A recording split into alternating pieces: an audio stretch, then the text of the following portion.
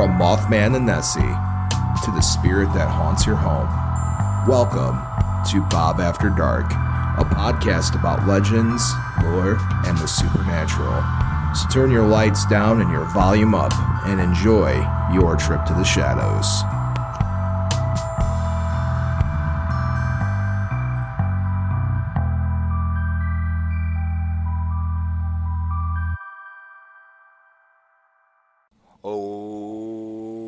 Hey there, children of the night, and welcome to Bob After Dark, the show that takes you into the shadows and goes and says hello everything that goes bump in the night. I'm your host with the most that enjoys toast, Bob, and alongside of me, as always, is my ever wonderful, ever vampiric, ever cape-wearing, and forever the snazziest dresser in the room. Well, hey. My friend, my producer, my brother, Count Panic himself. Oh, hey there, Count Panic. Oh, hey there, Bob. Excited to be back. Another edition of Bob After Dark, of course. Yes. Question on everybody's mind, Count Panic. Yeah. Do vampires like pierogies? Oh, man, we can't get enough of it. A blood-filled pierogi is what we like. And what is your favorite flavor? Blood. Blood pierogies. Yeah, yours? I'm a potato cheddar guy myself. You don't like a little blood in your pierogi? No, thank you. Oh, okay. Just me. I'm vegetarian, don't forget. Wow. Vegetarian blood. Something like that.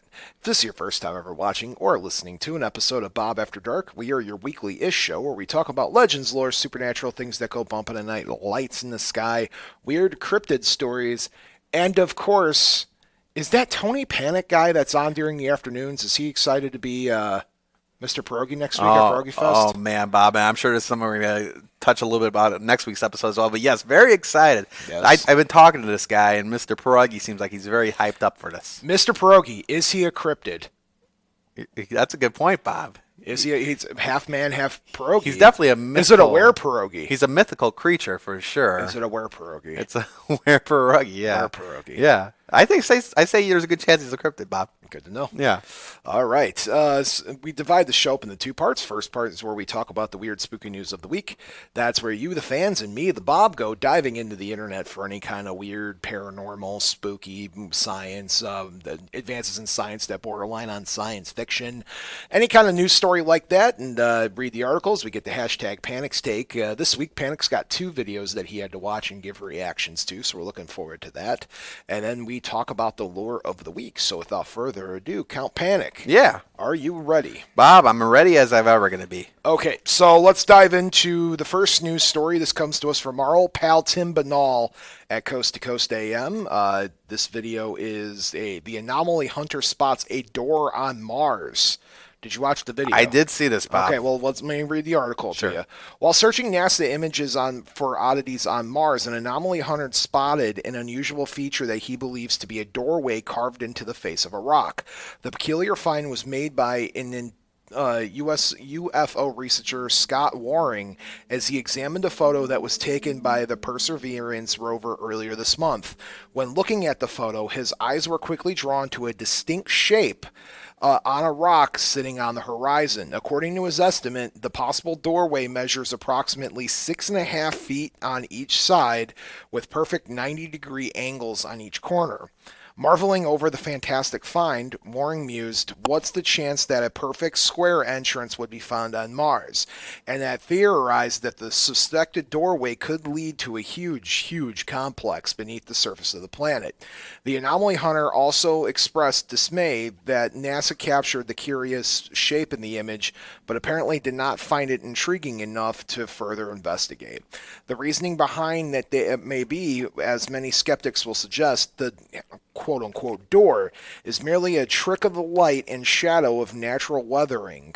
So hashtag Panic Steak. You watched the video. Yeah, doorway or no doorway? You know, I'm still reviewing it again as well. I watched it once already. I watched it back. It's kind of hard to say, Bob. It looks like it could be, but with the illusion of the sand and whatnot, I could see maybe it's just something we think that it's there and it's not really there. But it sure looks like a doorway. It could be a doorway.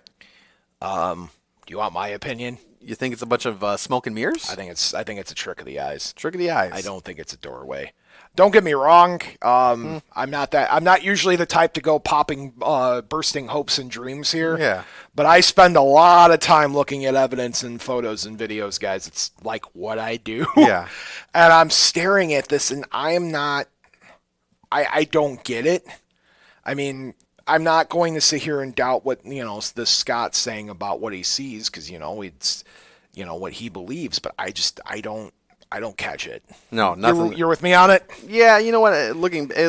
Maybe it's a little too one-dimensional, so to speak, but I mean, I get what people are seeing. I could see that, but yeah, I don't know. Maybe just. Can you send this to our friends at the Challenger Center, and we can get an update on that for next episode? I can do that, yeah. Yep. Because I'm curious what they think. They're a bit more experts than you and I combined.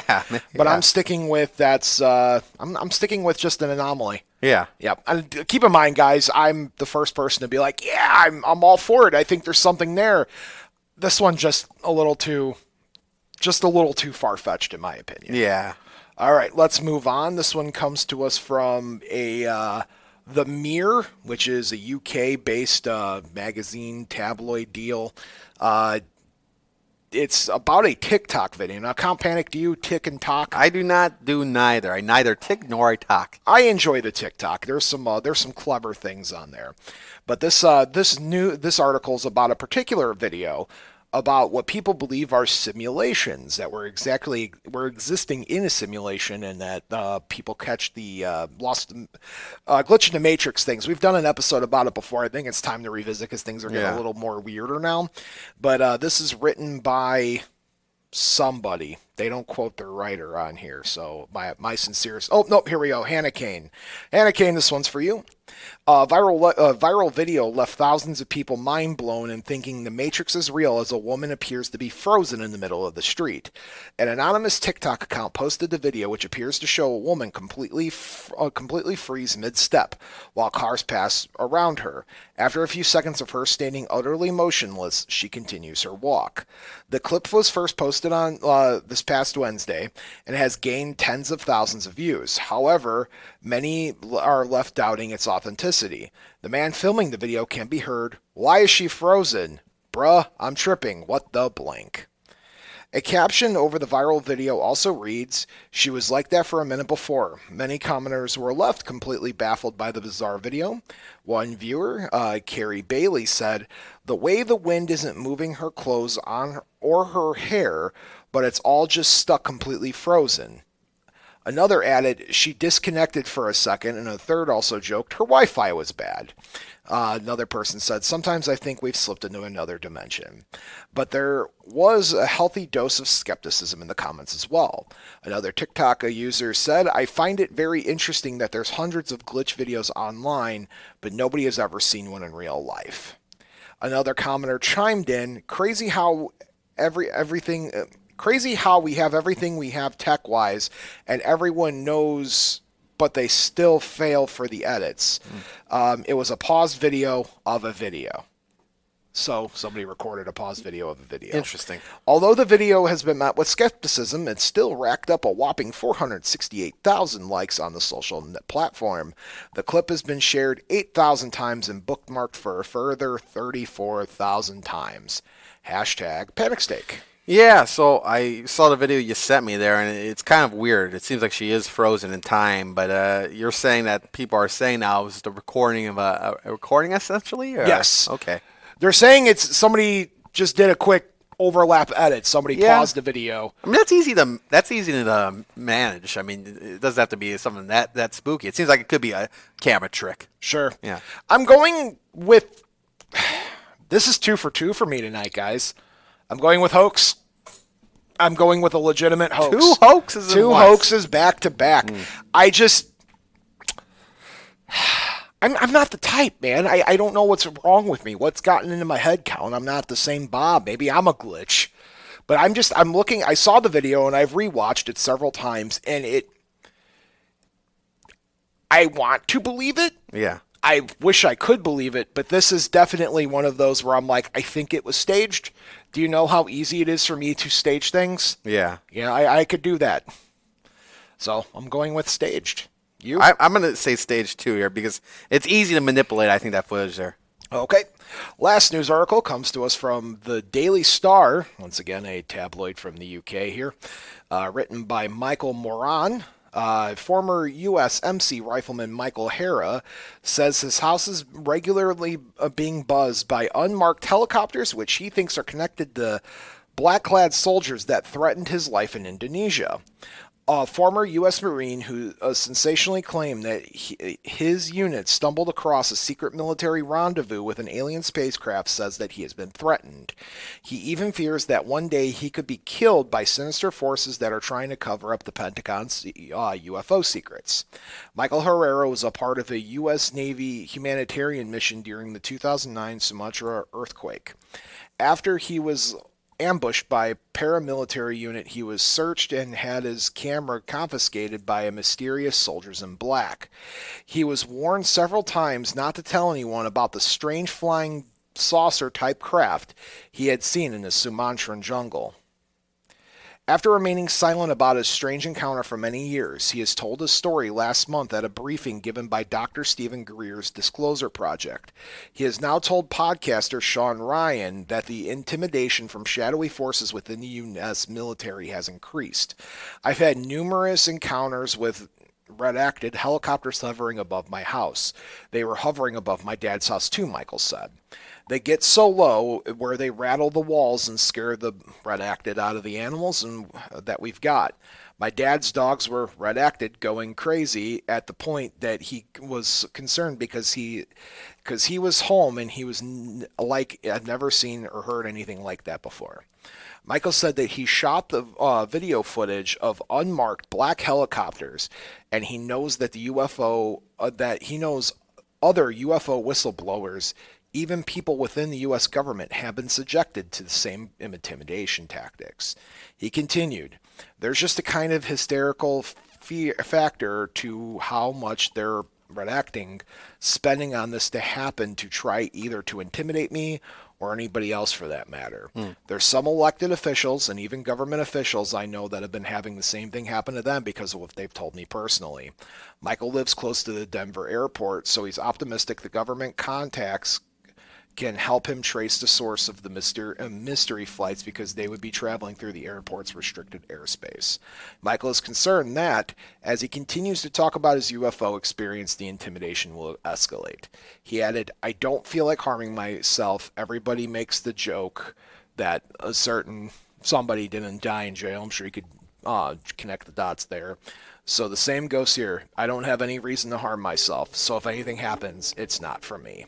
Hashtag panic steak. Yeah, there's a few different stories like that, I feel sometimes, Bob, that reach from time to time. We just talked about it on our Veterans episode a couple weeks ago with the concept of the Men in Black. Yeah, where it's kind of like an eerie thing, and the whole concept is, I believe it, Bob. I think this is believable, maybe a little more believable than, of course, the last story. But, I don't see this being anything too far-fetched, actually, I'll be honest. The UFO or the concept that he's being stalked? Both. Yeah. I'm not.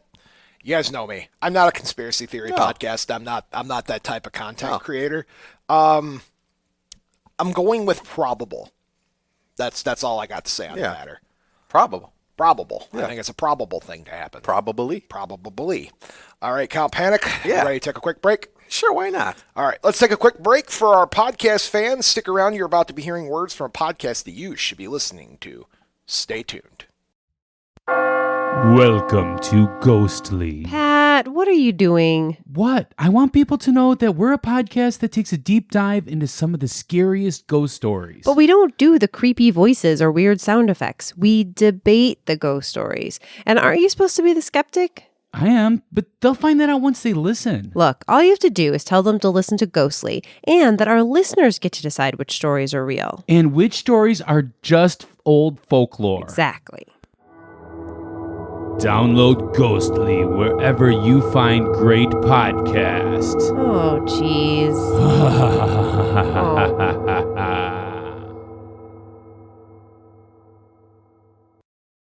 And we're back. Oh, hey there, Count. Oh, hey there, Bob. What did you do during break? Bob, during the break, you wouldn't believe it. I wouldn't believe it. You wouldn't believe it. I just ordered, and I took out about 1,000 blood pierogi.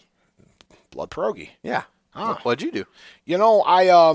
I was attempting to glitch out of the Matrix. I want to go home. Really? Yep. I was running into the walls trying to see if I can clip out of reality, but then I ended up in the back rooms and I just hightailed it back here. This is home now. Yeah. Yep. Well, you won't be stuck in there, Bob. We need you here. All right.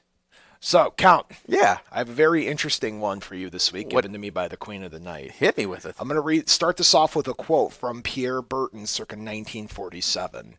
The legend of the Headless Valley. It is one of those few pieces of bona fide folklore that we have in Canada. I think you will agree that it's a perfectly good legend, too, for it has something almost everything in it. So this week on Bob After Dark, we are talking about the legend of the Nahanni Valley, or the Headless Valley, the northern Canada's greatest mystery. I'm going to be reading an article straight from the Mysteries of Canada website, and this is a really good article, so I'm going to be reading it word for word. We'll talk a little bit about it, but you guys are in for a really cool experience. Deep in the heart of the Canadian North, in the southernmost reaches of the Mackenzie Mountains, lies the valley of the South Nahanni River, a mysterious area shrouded in legend. Long before the first white explorers paddled their canoes into the country in search of fur, local Dene Indians gave place a wild birth. These natives believed that the valley was an evil area pervaded by bad medicine, a malevolent supernatural presence which hung over the place perpetually like its ever-present fog. Over the years, a number of native hunters, spurred by bravery, foolishness, or desperation, wandered in a valley in search of game. The few who have returned regaled their fellows with all manner of hair-raising tales. At night, while their compatriots crouched around the campfire, these survivors told of encounters with an evil spirit who haunted the valley, whose unearthly shrieks echoed throughout the canyons on windy nights. Others described a race of fearsome, hairy giants who dwelled in the caves carved from canyon walls. Led by a beautiful, pale-skinned chieftress, these primitive mountain men killed and ate anyone who trespassed on their territory. According to Dene tradition, and this is Dene, tradition in ancient times, Nahanni Valley was inhabited by a nomadic, warlike tribe known as the Naha. The Naha were ferocious warriors who frequently descended from their mountain home to raid Dene settlements in the lowlands surrounding the Liard and Mackenzie rivers. After suffering a number of devastating incursions, a party of Dene braves took to the warpath, traveling into the Nahanni country with intention of pillaging a Naha camp. In time, the warriors came upon a scattering of teepees and prepared to attack. Upon rushing into the camp with their weapons at hand, however, the Dene discovered that their enemies were nowhere to be found. It was as if they vanished into thin air. With all the campfire tales of evil spirits and giant cannibals swiftly recalled to the mind, the Dene warriors fled the country, beating a fearful retreat back to the lowlands, and they never saw the Naha again. In the early 1800s, fur traders of the Northwest Company established Fort Layard and the Fort of the Forks, the later renamed Fort Simpson, two trading posts situated on the Liard River, upriver, and the downriver of the Mountain of the South Nahanni, respectively. In the trading room on the trail, these frontiersmen learned of the horrors of the Nahanni from the native clients. In 1823, 2 years after the Northwest Company made their way into the Hudson Bay Company, a valiant voyager named John McLeod attempted to explore a remote valley, but did not make it far upriver on the account of the rapids. He embarked upon a similar expedition the following year and was met with similar results. In the summer of 1897, word spread of a fabulous gold strike in the Klondike. In no time, men and women from all over the world were on their way to the northern diggings. These are so-called stampeders approached the Yukon by the number of different trails. One of them was a grueling all-Canadian overland route which began in Edmonton, Alberta. Of the 766 stampeders who attempted this treacherous trail, a handful opted to take an even more hazardous shortcut by the way of the South Nahanni River. Big mistake. Although at least 2 of these men successfully reached their destination, many more disappeared in the misty valley long shunned by the natives. In the aftermath of the Klondike Gold Rush, sourdoughs, as veterans of the Northland sometimes referred to, who failed to strike enrich in the Yukon, began to look elsewhere for gold. A number of these restless prospectors wandered into the Nahanni country and began to pan the Myad creeks, which fled the South Nahanni and the flat rivers. Some who returned from the diggings filled northern trading posts and saloons with strange tales of a paradisical valley hidden away somewhere in the mountains of the Mackenzie. This valley, they maintained, was snow-free all year round, which is completely bonkers, and its tropical climate attributed to the hundreds of bubbling hot springs which ran through it. Cloaked by heavy fog, the valley's soil was black and fertile, supporting a spectacular variety of lush exotic greenery.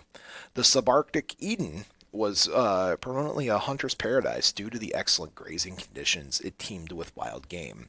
One prospector said a moose, a caribou, and a mountain sheep that lived in this lost world were so well fed that it was almost square from fat. Hand in hand with the tales of the tropical valley were stories of mammoths, mastodons, and other prehistoric monsters said to still roam the desolate recesses of the Nahanni. Indian trappers and white prospectors alike claim that they have observed fresh tracks from these prehistoric monster relics in the snow or the soft clay creek beds. And many frontiersmen return from the wilderness bearing priceless ivory tusks with hair and flesh still adorned to the bone. Rumor had it that some of the hunters had encountered, some of these crazy beasts deep within the Mackenzie country and lived to tell the tale. Wild stuff so far, huh? So we have this area up in Canada that is said to, you go there, this entire tribe of people just went missing. Mm-hmm. Some are saying they're being eaten by this white creature. There's giants roaming around the mountains just eating people. And a magic, tropical oasis in the middle of these mountain ranges and stuff, where woolly mammoths, saber-toothed tigers, and other prehistoric monsters are still, roaming around. So this place just has everything going on. It's terrifying, it sounds like. Now, by the way, this is a real place in Canada. It is extremely remote. It is not easy to get there, even in, 2023. Some people, explorers and survivor people, weekend warriors, whatever you want to call them, say this is some of the most undiscovered and uncharted areas topside the world. You don't find yourself here often. No, not much. And the people that do claim that they're being attacked by woolly mammoths and, giants. Yeah. It's not someone you want to stay and visit, I don't think. In spite of all the dreadful stories of bad medicine, evil spirits, hairy giants, and prehistoric monsters, a handful of entrepreneuring prospectors continue to try their luck in the Nahanni Valley in hopes of discovering gold. 2 such men were Willie and Frank McLeod, Metis brothers whose father, Murdoch, once served as chief factor at Fort Liard. Sometime in between 1904 and 1905, the brothers, equipped with mining gear, disappeared up the South Nahanni and, according to some, further up the Flat River. And guess what? What? They were never seen again. Well, that happens. 3 years after the brothers' departure, Willie and Frank's younger brother, Charlie, fearing the worst, mounted a search party. The ragtag band of trappers and ex-Mounties he recruited headed up the South Nahanni, warily scanning the wooded shore for anything out of the ordinary. After several days of tracking, paddling, and poling the canoes upriver, Charlie and his crew made a grisly discovery. On a stretch of the riverbank, known therefore as Dead Man Valley, sprawled the remains of Willie and Frank. Guess what was missing? I could only imagine. Their heads. Oh my gosh! And guess what was never to be found? What was their it? heads? Oh man! Word of the macabre find spread like wildfire throughout the Canadian North. Over steaming mugs of sweetened tea, a staple of the northern frontier, trappers and traders speculated as to the nature of the brothers' gruesome fate. Had they been killed by one of the hairy, cave-dwelling giants of native lore? Had they been murdered by the Nahanni Indians, an elusive, mysterious tribe said to fiercely be protective of their hunting grounds? Or perhaps they've been beheaded by a rival prospector or trapper gone mad, his mind shattered years by an isolation in the bush. Growing in conjunction with these stories were rumors that the Nahanni country was rich in gold, and that the brothers had a massive strike on one of the creeks sometime until their ultimately demise. In no time, the whispers of the lost mine, a subarctic El Dorado, where gold nuggets the size of goose eggs littered the creek beds, rippled up and down the Mackenzie. One by one, veterans of 40 Mile, Klondike, Nome, and Fairbanks goldfields trickled into the Nahanni Valley, pans, picks, and the whipsaws strapped to their dog sleds and canoes.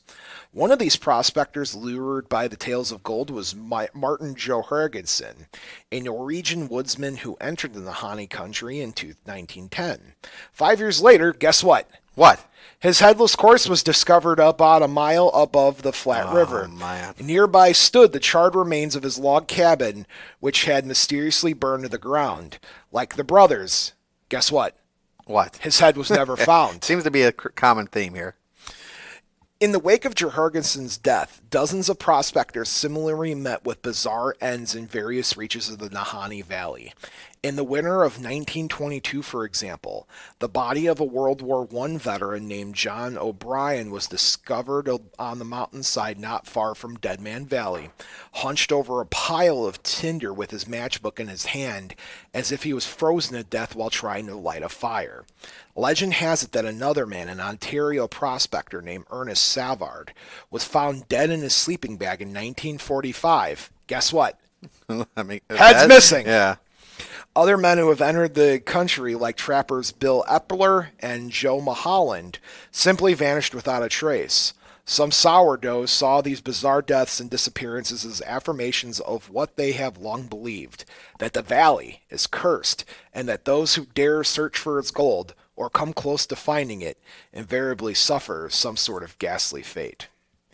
As the years drew on, the remote wilds of the Nahanni began to appeal to geologists, naturalists, and other representatives of the scientific community.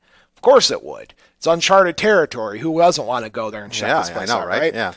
With the northern frontier ever shrieking under an onslaught of an industrial exploration, these academics jumped at the opportunity to study the vast tract of virgin wilderness, virtually unspoiled by man.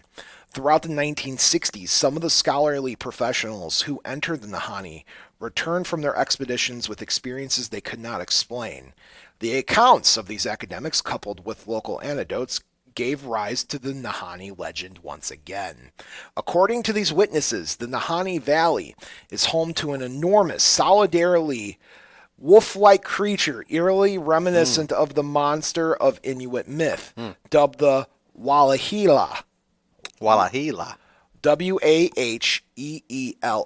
Okay. The mysterious creature is believed to be some sort of relic, an ancient carnivorous bone-crushing mammal referred to as a bear dog, supposed to have gone extinct 8 million years ago. Others maintain that the physical description corresponds more closely of the dire wolf, a prehistoric relative of modern-day timber wolf. Whatever the case, some consider this wolf creature to likely be a suspect in the Nahanni's mysterious deaths and disappearances. Around the same time as the Wallahila encounters, various sightings of a short, hairy, half-naked subhuman were reported in the vicinities of Fort Laird, Nahanni Butte, and Fort Simpson, respectively. Clad in moose skin loincloth, carrying a stone club, and sporting a long, dark beard, this creature was given the name Nukluk by the local Dene. Its stature is insanely different. The creature sharply evoked the old tales of hairy, cave-dwelling cannibals first told around campfires decades ago.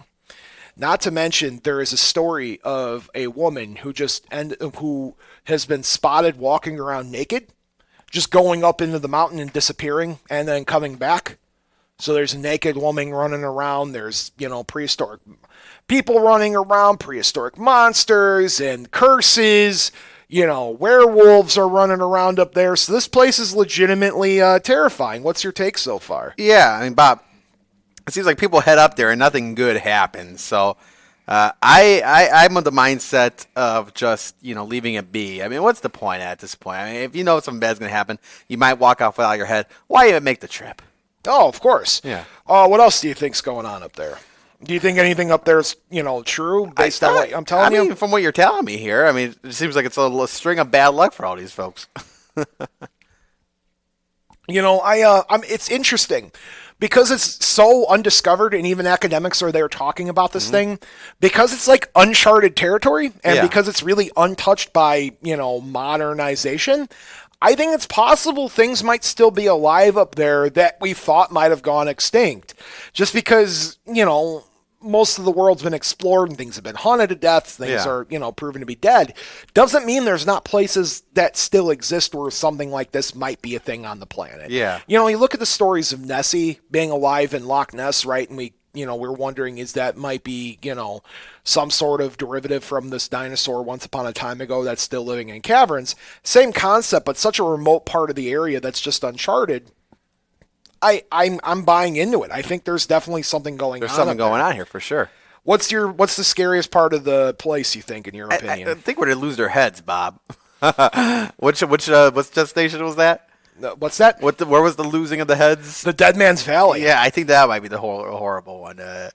Definitely don't want to go out that way. You want to keep your head intact. You want to keep your head intact if something's going to happen. Yes, don't lose your head is what they say. I'm just it's an interesting thing. Yeah. So I don't know. Would you go? Would you take a trip? Yeah. Oh, okay. Well, then, hey, let's book a flight. You want to go? No. How about you go first and you come back and let me know how it is? Okay. All right. You don't want to come with me? Bob, I'm going to take a pass on this one, I think. I think I'm going to keep my head on me. I need my head. Vampires need their heads. Not to mention, man, there's also the Garden of Eden up there, too. Yeah, right? Yeah. That's something to consider, too, as well. I mean, that's a historic sacred ground, as we know, of Absolutely. course. Yeah. So I'm going. Right. In fact, I think I heard of a possible gold rush going on again. Really? Okay. Yeah, you think you got it in you to do some prospecting? It wouldn't be the first time. Have you prospected before? Centuries ago, Bob. Centuries ago. Sounds good. Do you have any closing words for our audience this evening, Count? Bob, be careful out there. And if you're going to book a trip for yourself, may I suggest maybe Disney World or something like that, Wisconsin Dells or something. I'm going up there. Okay. I'll hold you to it. Folks, thank you so much for watching and listening to another episode of Bob After Dark. I just want to wish you guys all sweet dreams. To my mom, I just want to wish you good night as well. And Dad, wherever you are in the universe, I hope you're happy and comfortable. And Tiff, no matter where you are on this planet, I hope you're happy and comfortable and have the sweetest dreams of them all. Good night, everybody. And remember, the two most important rules of Bob After Dark are: not all who wander are lost, and as above, so below. Until next time.